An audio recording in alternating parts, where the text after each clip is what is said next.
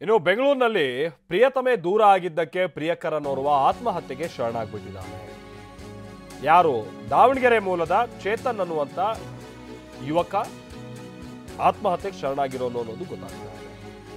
ಎಲ್ಲಿ ನಡೆದಿರೋದು? ಬೆಂಗಳೂರು ನಗರದ ನಂದಿನಿ ಲೇಔಟ್ನಲ್ಲಿ ನಡೆದಿರುವಂತಹ ಘಟನೆ ಇದು. ಕಾರಣ ಏನು ಅಂತ ಅಂದ್ರೆ, ಚೇತನ್ 2 ವರ್ಷದಿಂದ ಯುವತಿಯೋರ್ವಳನ್ನ ಪ್ರೀತಿಸ್ತಾ ಇದ್ದಂತೆ.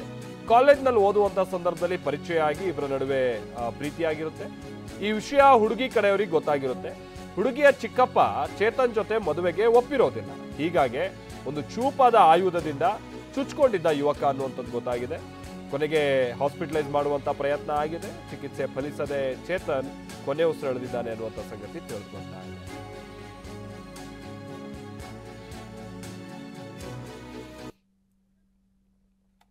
ನೋಡ್ತಾ ಇದೀವಲ್ಲ, ಇದೇ ಹುಡುಗ ಚೇತನ್ ಅಂತ ಹೇಳಿ ಆತ್ಮಹತ್ಯೆಗೆ ಶರಣಾಗಿರುವಂಥವನು.